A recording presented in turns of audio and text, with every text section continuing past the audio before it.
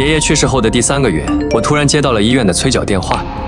你爷爷已经欠了我们医院3个月的住院费，加上手术费、医药费，合计30万。这话给我听愣了。我爷爷3个月前就已经下葬了，可医院不听我的解释。系统显示欠了就是欠了，什么狗屁下葬，不就是想赖账吗？你这种人我见多了。听到这话，我不再争辩，赶去医院把那30万如数交清。转身，我立马拨通了报警电话。我要报案，我爷爷3个月前无故失踪，现在我确定，他被医院绑架了。我开车带堂妹赶到医院时，还想着他们是不是搞错了，可负责收钱的护士只是抬头瞥了我们一眼，语气冰冷又敷衍。医院系统上记录的明明白白，患者吴有森欠款30万，不信你们自己来看。吴有森确实是我爷爷的名字，3个月前他也的确因突发脑溢血来过这家私立的明辉医院，可那时都还没来得及推进抢救室，他人就已经没了，哪来的30万费用？我心中只觉得离谱，刚解释了句我爷爷的情况，可那护士的脸色却瞬间沉了下来，语气里满是轻蔑。少跟我这废话，我只认医院系统记录，系统有登记就得缴费。说着，那护士就把一张欠款30万的单子甩到了我脸上。赶紧把钱交上，少1分钱，我马上就让人把你爷爷扔出医院。这话听得我火气是蹭蹭的往外冒，可我到底还是强忍着怒火，请他去病房去档案室再仔细核对一下。可他却是直接把脸一板，信誓旦旦地表示医院系统从不出错，根本不用核对。说着说着，他突然嗤笑一声，看向我俩的眼里满是猜忌与轻蔑。我看你们不会就是想赖账吧？还扯什么狗屁趣事？你们这种人啊，我见多了。护士这话声音很大，在场排队缴费的不少人都听得是清清楚楚。只一瞬间，我们就成了他们眼中的老赖。别在这儿磨磨蹭蹭了，交不起钱就赶紧滚蛋，别耽误老子的时间。现在这年轻人啊，为了点钱都敢咒自己爷爷死，不孝啊！堂妹脸皮薄，听着周遭人的议论，她早已急得满脸通红，赶忙拉着我的胳膊说道：“哥，先把钱交了吧，被那么多人围着实在太丢人了。”听到堂妹的话，我只冷冷地摇了摇头，因为我清楚，这30万一旦交上去，我就是说破大天也别想再拿回来。我看着护士顺着窗口把来前特意带着的爷爷的身份证给他递过去，想让他好好核查核查，可他却是看都没看，就一脸不耐烦地把身份证给我扔了出来。我说你这人是不是听不懂人话呀？我管你什么狗屁证明，现在医院系统上显示你们就是欠费了，欠费了就要补缴。护士说完，身后其他等着办理业务的人又开始催促了起来。能不能快点啊？没钱就赶紧滚，别在这浪费大家的时间。什么人呐？有纠纷就去行政协商，堵着窗口影响大家办事儿，算怎么回事？听着周围人的议论，我只觉满心憋屈，刚想开口跟他们争辩，可那护士却是再度开口，语气里满是不屑：“赶紧把钱交了，滚蛋！后面那么多人都等着呢，再不交钱，我马上让保卫科把你爷爷扔出去！”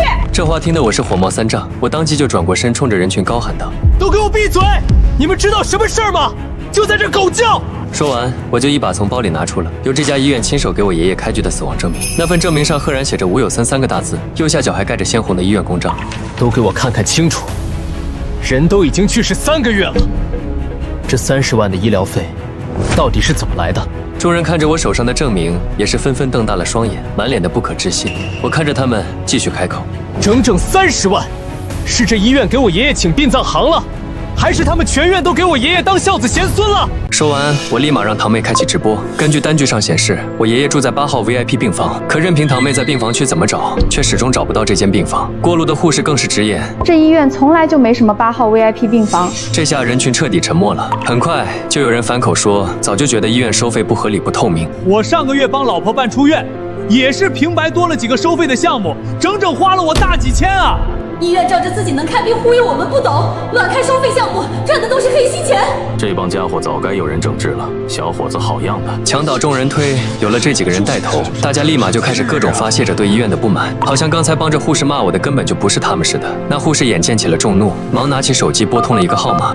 李主任，你赶紧来一趟，收费窗口有人故意闹事，拒不缴费还煽动其他人起哄。电话挂断没多久，那电话里的李主任就带着几名安保匆匆赶来。他刚一到场，现场就弥漫起了浓烈的酒精味，显然他喝了酒。那护士一见到他，就仿佛看到了救命稻草，忙指着我跟刚赶回来的堂妹，大声道：“李主任，就是他们欠咱医院30万医药费，拒不支付，还带人闹事儿。那李主任听了，立马转头朝我看了过来，见我穿着普通，眼里的轻蔑之意几乎都快溢了出来。小子，就你也敢在我们明辉私立医院闹事儿？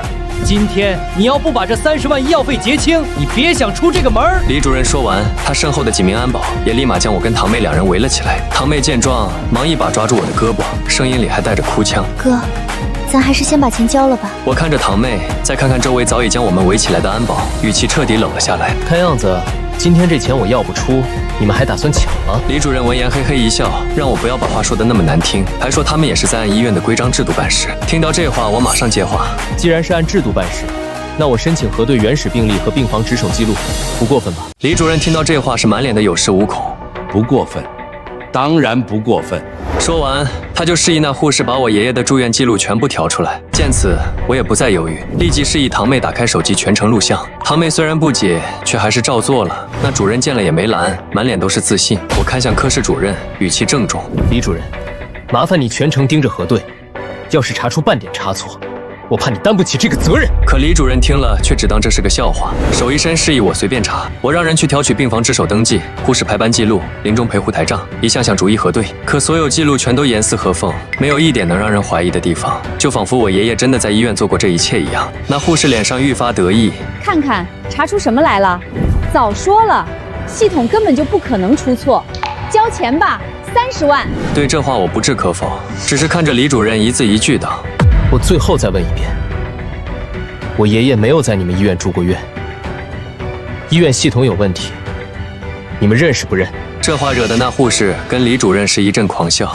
告诉你小子，我们医院的系统是全市最先进的，我们医院的人更是全市最专业的。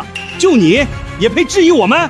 赶紧的，交钱滚蛋！李主任说完，那护士又继续嘲讽了起来：“就你们这种人我见多了，整天就会装糊涂赖账这一套，连一点医药费都掏不起，注定你们这辈子吃不上4个菜。”这几句话惹得先前那些诉说医院不公的人也是纷纷替我鸣不平。有人说我连死亡证明都掏出来了，上面都还盖着医院的公章，那还能有假？还有人直言这医院太黑心，明显的系统有问题，居然还这么坑逝者家属。更有人当场表示，我要是钱不够，他愿意借钱给我。我摆了摆手，目光冷冽看向李主任等人：“不是系统坏了，是人坏了。”可李主任却是冷冷开口：“少在这煽动围观群众！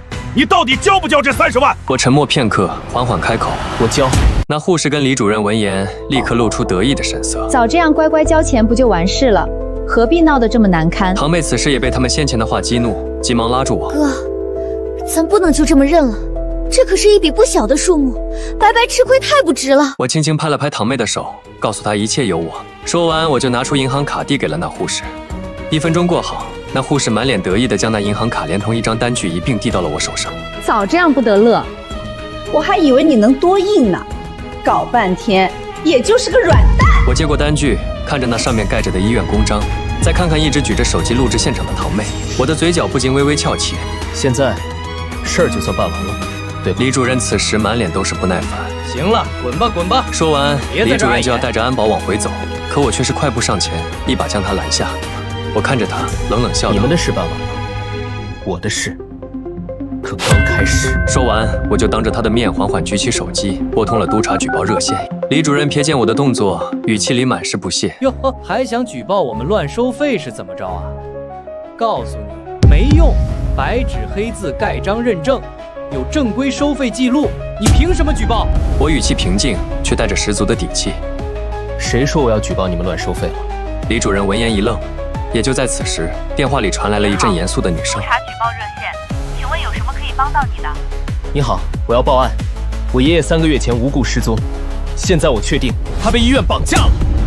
电话那头的督察语气瞬间凝重，没有丝毫敷衍。我握着手机，一字一句把前因后果缓缓道来。我刻意加重语气，强调这是医院用死亡证明欺骗家属，暗中囚禁爷爷在勒索赎金的赤裸裸绑架。堂妹举着手机，镜头稳稳对着我和李主任一行人。直播间里的评论已经刷成了一片，有人愤怒，有人心疼，还有人在后台留言说自己也曾被这家医院坑过，愿意出来作证。李主任脸上的得意早已消失，刚才的嚣张气焰荡然无存。他凑过来，耳朵紧紧贴着我的手机，他的脸色随着督督察的话一点点变得惨白，双手不自觉地攥紧，指节都泛了白。旁边的护士更是吓得浑身发抖，手里的单据掉在地上都没察觉，眼神慌乱地来回看着李主任和我。他嘴唇哆嗦着，连一句完整的话都说不出来。大概没想到自己会牵扯出绑架这样的刑事案件，他清楚一旦查实，后果不堪设想。同志，你反映的情况极其恶劣，属于重大刑事案件，我们马上派督察人员赶到现场，你务必保护好自己和身边人，不要轻举妄动。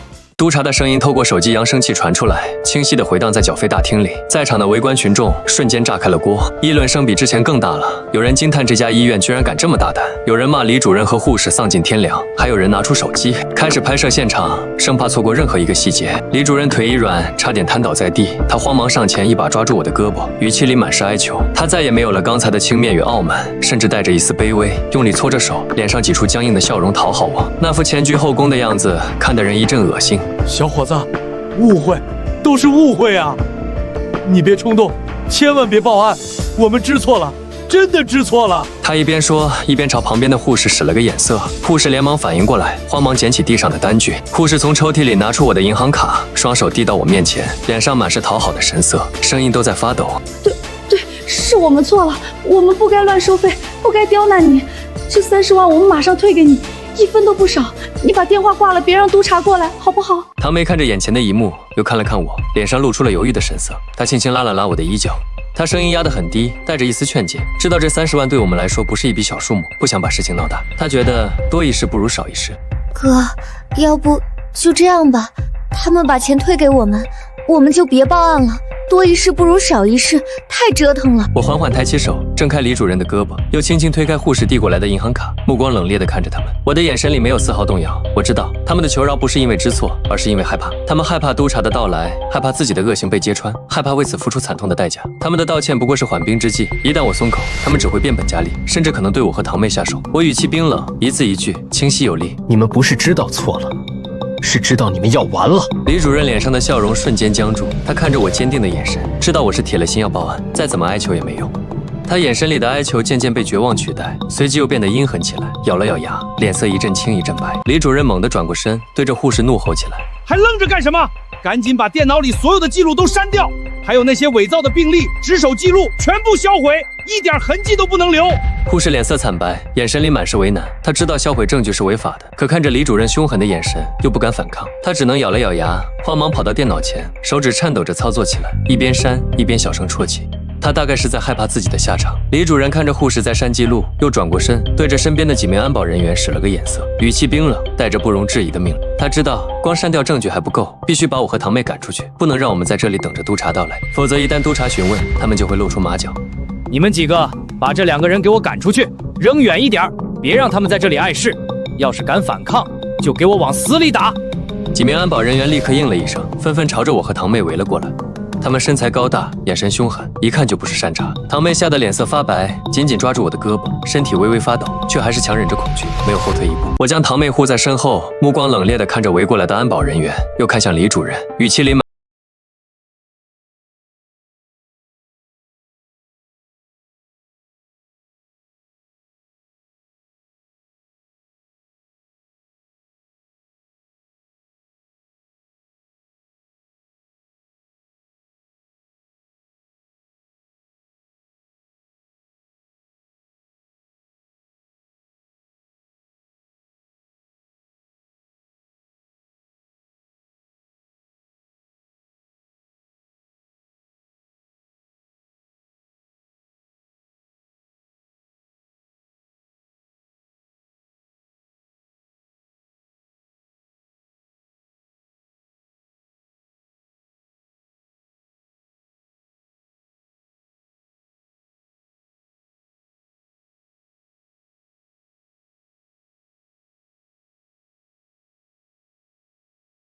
员立刻冲了上来，伸手就要抓我和堂妹。我紧紧护着堂妹，一边躲闪一边奋力抵抗。堂妹也鼓起勇气，一边躲闪一边大声呼救。直播间里的评论刷得更快了，大家都在为我们加油，还有人已经报警，催促督察快点到来。就在我和堂妹快要支撑不住的时候，围观群众中突然有人站了出来，大声呵斥着安保人员。紧接着，越来越多的人站了出来，朝着安保人员冲了过去。住手！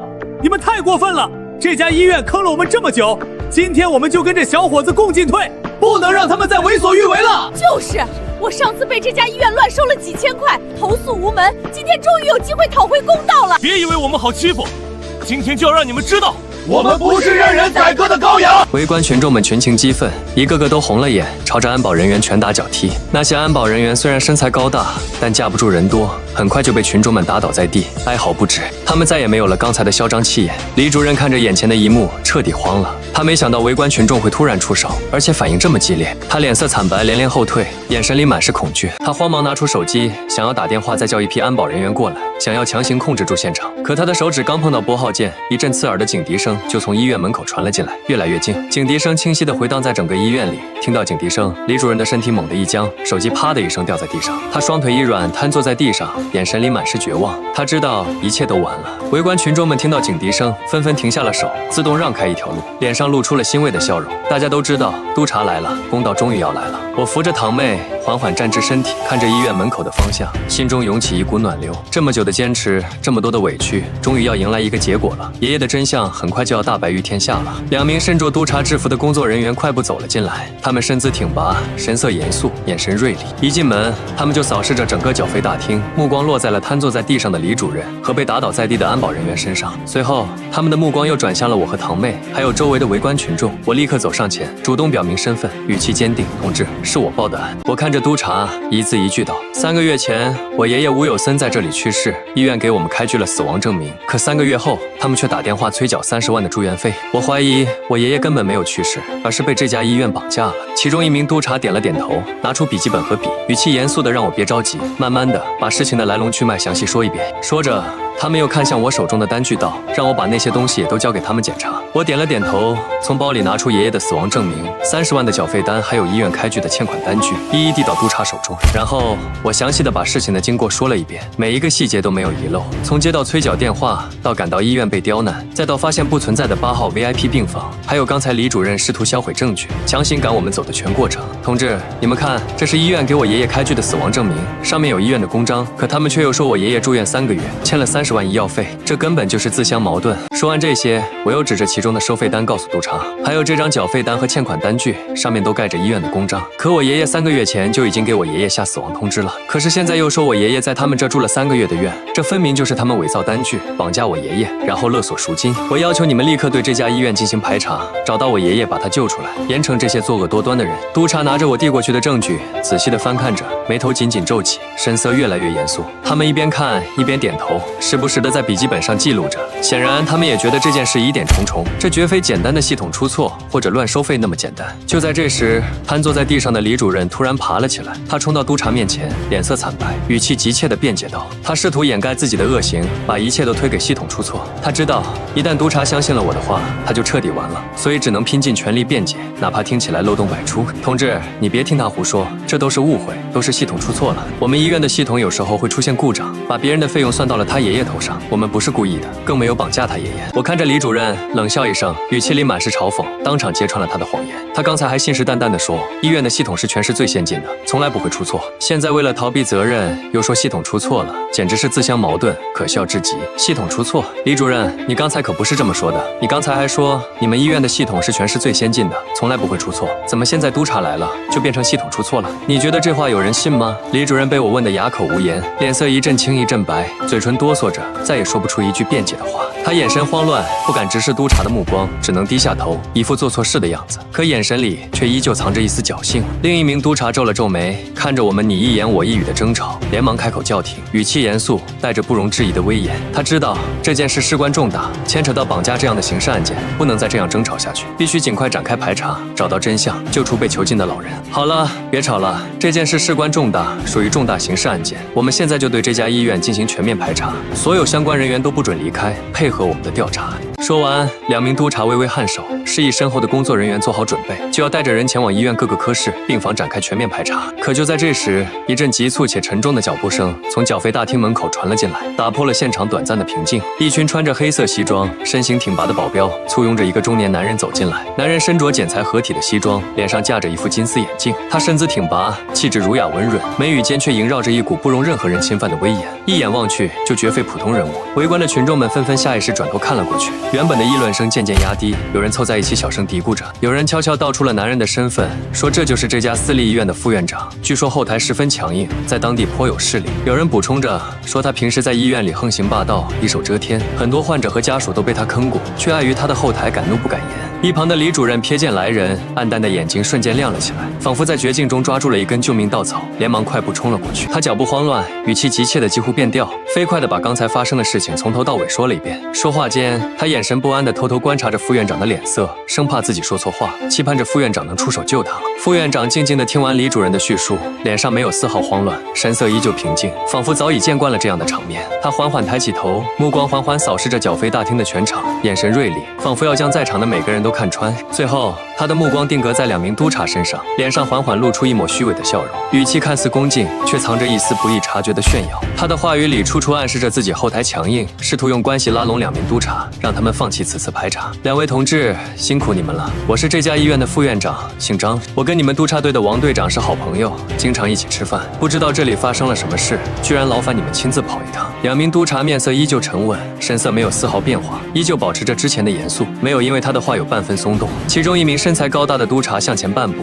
神色严肃地开口，声音清晰而有力，传遍了整个缴费大厅。张副院长，我们接到群众报案，称你们医院涉嫌绑架患者、勒索赎金，还有伪造单据、乱收费等行为。我们现在要对医院进行全面排查，请你配合我们的工作。张副院长缓缓点了点头，脸上依旧挂着那副虚伪的笑容，眼神却悄悄转向了我，眼底闪过一丝冰冷的寒意。那寒意一闪而过，快得让人几乎察觉不到，下一秒他便又恢复了温和的神色，语气里满是刻意的歉意。他心里打着算盘，试图用金钱收买我，让我主动撤销报案，以此平息这场风波。小伙子，实在是对不起，这件事都是我们医院的员工失误造成的，是李主任和这个护士办事不力，才闹出了这么大的误会，让你受委屈了。这30万的费用我们马上退给你，另外我再给你一张30万的支票，作为对你和你爷爷的赔偿，你看怎么样？只要你撤销报案，这件事我们就私了，以后你有任何需求都可以来找我，我一定尽力帮忙。说完，他慢条斯理地从随身的黑色公文包里拿出一张空白支票和一支钢笔，随手填写了30万的金额。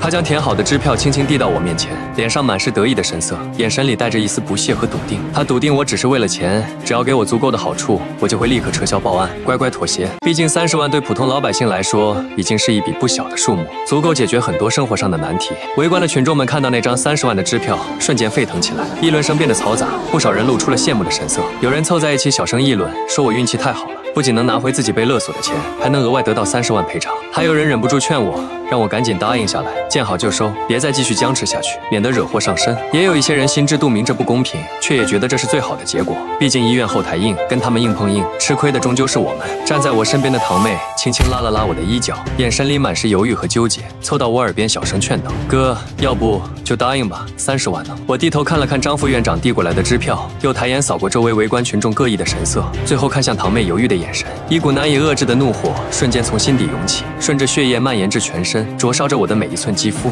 他们竟然觉得钱能解决一切，觉得我爷爷的性命，我所受的委屈都能用这30万来弥补。这不仅是对我人格的侮辱，更是对我爷爷的亵渎，是对生命的不尊重，我绝不能容忍。我深吸一口气，压下心中的怒火，缓缓伸出手，一把接过了那张支票。张副院长看到我接过支票，脸上的得意笑容更加明显，仿佛早已预料到这个结果，眼神里满是轻蔑。可下一秒，我双手紧紧抓住支票的两端，用尽全身的力气狠狠一撕，支票瞬间被撕成了碎片。我随手将手中的支票碎片扔在地上，碎片散落一地，如同张副院长那虚伪的嘴脸，不堪一击。我抬起头，眼神冰冷刺骨地看着张副院长，语气里满是压抑不住的愤怒和毫不掩饰的嘲讽。30万，你觉得我爷爷的命能用30万来衡量吗？我的声音洪亮而坚定，穿透了周围的嘈杂，清晰地传遍了整个缴费大厅的每一个角落。你们绑架我爷爷，伪造死亡证明，勒索赎金，坑害了那么多无辜的人，你们的恶行不是一笔钱就能抵消的。今天我一定要讨回公道，一定要让你们为自己的所作所为付出惨痛的代价。张副院长脸上的得意笑容瞬间僵住，仿佛被人泼了一盆冷水，脸色一点点沉了下来。他低头看着地上散落的支票碎片，眼神里的寒意再也无法掩饰，如同寒冬的冰雪，冰冷刺骨。他的脸色彻底变得铁青，眉头紧紧皱起，语气里满是愤怒和阴狠，显然没料到我居然这么不给面子。他万万没想到我竟然敢当众撕毁他的支票，还敢当众顶撞他。这让他在众人面前颜面尽失，他彻底被激怒了。与此同时，他悄悄从西装内袋里拿出一个厚厚的白色信封，指尖捏着信封边缘，缓缓递向其中一名督察。两位同志，实在是不好意思，今天医院里事情比较多，比较混乱，要不你们先回去，等我们把事情整理清楚，再主动联系你们，配合你们的调查。这一点小意思，不成敬意。两位同志辛苦了，拿着买点水喝，以后还请你们多多关照。那名被递信封的督察眼神瞬间一冷，不等信封递到自己面前，便毫不犹豫地一把将张副院长的手打开，信封啪嗒一声掉在地上，封口被摔开，里面的现金散落出来，一沓沓红色的钞票清晰可见，十分刺眼。督察的语气愈发严肃，带着不容置疑的威严，当场揭穿了张副院长的行贿行为，眼神里满是厌恶和鄙夷。张副院长，你这是在行贿，我们督察队是为人民服务的，绝不会接受任何形式的贿赂，你就死了这条心吧。说完，督察立刻从腰间拿出对讲机，按下通话键，对着对讲机清晰地汇报着现场的情况。总部，这里是市明辉私立医院，涉嫌绑架、勒索、伪造单据、行贿等多项违法行为，请立刻派支援过来，封锁医院所有出口，封存医院所有账目和相关记录。对讲机里很快传来一阵清晰的回应，声音沉稳有力，告知督察支援马上就到，让他们坚守现场。没过多久，刺耳的警笛声从远处传来，越来越近。大批的督察人员迅速赶到了现场，有序地分散开来。他们分成几组，各司其职，行动迅速而干练，没有丝毫拖延，显然是早有准备。第一组督察人员立刻前往医院的各个出入口，拉起警戒线，封锁所有出口，禁止任何人随意进出。第二组人员则直奔医院的财务室，小心翼翼地封存医院的所有账目、病历、收费单据等相关记录，准备仔细核查。还有一组人员紧紧跟着最初的2名督察，对医院的各个科室、病房、地下室等区域进行全面细致的排查。他们不放过任何一个角落，仔细搜寻着被囚禁的患者，是要将医院的恶行彻底揭露。我和堂妹也连忙跟在督察们身后，主动指引着他们，告诉他们单据上显示的8号 VIP 病房的大致位置。我们跟着督察们走遍了医院所有的 VIP 病房区域，每个房间都仔细查看，没有放过任何蛛丝马迹。一路上，我们问了很多值班的护士和在岗的医生，可所有人都异口同声地说，这家医院从来就没有8号 VIP 病房。他们的神色要么慌张躲闪，要么故作平静，显然是早就被打过招呼，刻意隐瞒着什么。很明显，那张单据上的8号 VIP 病房就是他们为了掩盖绑架行为而伪造出来的，根本不存在。与此同时，负责核查医院账目的督察人员传来了消息，他们在财务室里发现了惊人的线索。他们在财务室的柜子深处、抽屉角落找到了大量的假账和伪造的单据，杂乱地堆放在一起。很多收费项目都是凭空伪造的，根本没有对应的实际诊疗服务，纯粹是为了骗取患者的钱财。除此之外，还有不少巨额资金通过各种隐蔽的转账方式，悄悄流入了张副院长的私人账户。经过初步清点和核算，这些流入私人账户的资金数额巨大，初步估算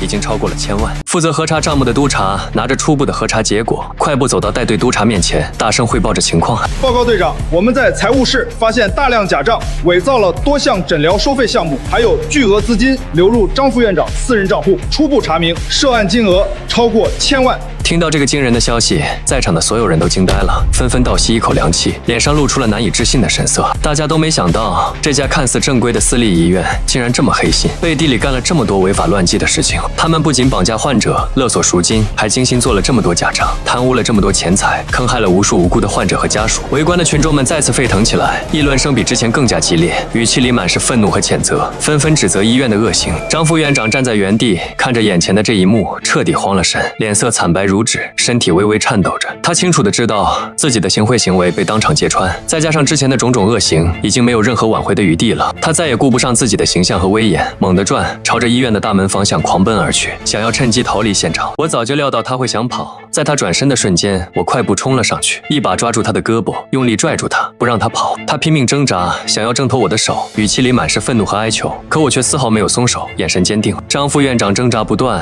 嘴里更是不停地喊着：放开我！你赶紧放开我！这件事跟我没关系，都是李主任和那个护士干的，我什么都不知道，你别拦着我！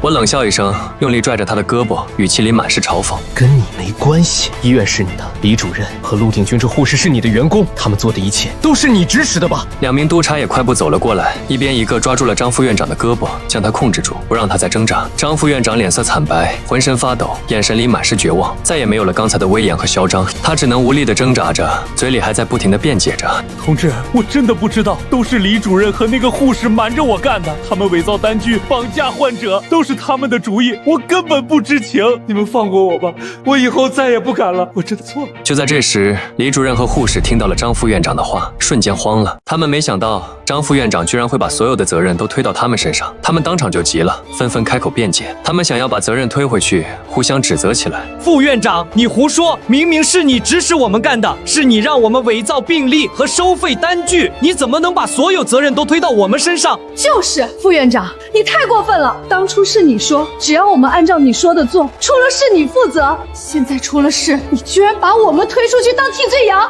你太黑心了！张副院长被他们说得哑口无言，脸色一阵青一阵白，眼神里满是慌乱和愤怒。他没想到李主任和护士居然会当场反水，把他供出来。他想要反驳，可话到嘴边却又说不出来，只能无力地低着头，一副破罐子破摔的样子。围观群众们看着他们互相指责，狗咬狗的样子，纷纷露出了鄙夷的神色。有人大声呵斥着他们，骂他们丧尽天良；有人拿出手机拍摄着这一幕，他们想要把这些人的恶行记录下来，让更多的人知道这家医院的真面目。张副院长此时彻底崩溃了，他双腿一软，瘫倒在地，再也没有了任何挣扎的力气。督察人员见状，立刻上前将张副院长扶起，冰冷地告知他无权逃避调查。我站在一旁，看着这三人丑态百出，心中没有半分怜悯，只有无尽的愤慨。我清楚地知道，所谓爷爷被绑架，不过是我逼出真相的权宜之计。爷爷早已入土为安，我只是借着绑架的名义，让督察重视这场恶意勒索。督察人员将张副院长、李主任和涉事护士分别带走，进行单独审讯取证。围观群众渐渐散去，临走前纷纷向我点头示意，眼神里满是赞许与感激。堂妹紧紧拉着我的手，语气里满是后怕，却也藏着一丝不易察觉的骄傲。我拍了拍她的手背，轻声安慰，告诉她一切都过去了，公道终会降临。督察队的队长走到我身边，神色严肃地询问我谎称绑架的缘由。我如实告知他，若只举报乱收费，恐怕难以引起重视，更难彻查医院黑幕。队长听完后没有指责我，反而点头表示理解，称赞我心思缜密，勇气可嘉。他向我承诺会彻底查清医院的所有恶行，还所有受害者一个公道。我向他道谢，并表示会全力配合督察队的调查，提供所有我掌握的证据。随后，我和堂妹跟着督察人员再次走进医院，协助他们核查相关线索。之后，我们又去了医院的药品仓库，核查是否存在虚报药品数量、以次充好的情况。督察人员在仓库里查出了大量过期药品，还有不少假冒伪劣的进口药品。这些药品被医院高价卖给患者，谋取暴利，完全不顾患者的身体健康。我看着那些堆积如山的过期药品，心中满是愤怒。这些人简直丧尽天良。仓库管理员被带到督察人员面前，吓得浑身发抖，